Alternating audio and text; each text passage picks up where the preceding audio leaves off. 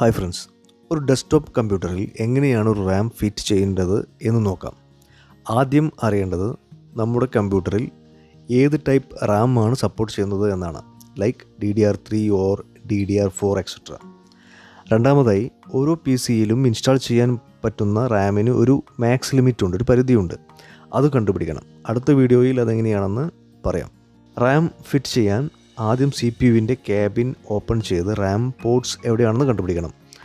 ഈ CPUവിൽ ഓൾറെഡി ഒരു 8GB റാം ഉണ്ട്. റാം പോർട്സിന് മുകളിലുള്ളതൊക്കെ ക്ലിയർ ചെയ്താലേ റാം ഫിറ്റ് ചെയ്യാൻ സാധിക്കുകയുള്ളൂ. So let's clear this.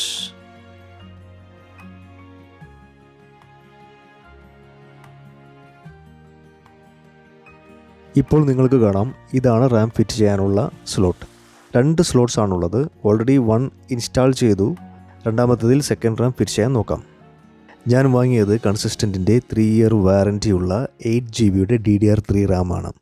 Ram unpack ചെയ്യാം, എന്നിട്ട് അതിൻ്റെ പിന്നുകളുടെ പൊസിഷൻ മനസ്സിലാക്കി വേണം റാം സ്ലോട്ടിലേക്ക് ഇൻസെർട്ട് ചെയ്യാൻ.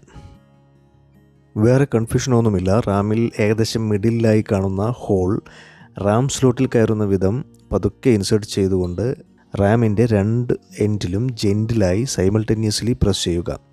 റാം സ്ലോട്ടിലേക്ക് പ്രോപ്പറായി കയറുകയും റാമിൻ്റെ 2 എൻഡിലും ലോക്ക് ചെയ്യപ്പെടുകയും ചെയ്യും. വൺസ് ഇത് ഫിറ്റ് ചെയ്ത് കഴിഞ്ഞാൽ കമ്പ്യൂട്ടർ ഓണാക്കി ലോഗിൻ ചെയ്യുക. My PC or my computer properties എടുത്താൽ അവിടെ നിങ്ങൾക്ക് ഇൻസ്റ്റാൾ റാം എന്ന ഭാഗത്ത് ഇൻസേർട്ട് ചെയ്ത റാമിൻ്റെ സൈസ് കാണാൻ സാധിക്കും. എൻ്റെ സിസ്റ്റത്തിൽ ഓൾറെഡി ഒരു 8GB ഉണ്ടായിരുന്നു. പ്ലസ് അഡീഷണലായി ഒരു 8GB കൂടി ഇട്ടു. സോ ഇവിടെ 16GB എന്ന് കാണിക്കുന്നു. സിസ്റ്റം ഓണായി വരുമ്പോൾ തന്നെ ബയോസിൽ കയറിയും ഇത് ചെക്ക് ചെയ്യാൻ സാധിക്കുന്നതാണ്. വീഡിയോ ഇഷ്ടപ്പെട്ടെങ്കിൽ please like, share and subscribe. Thank you.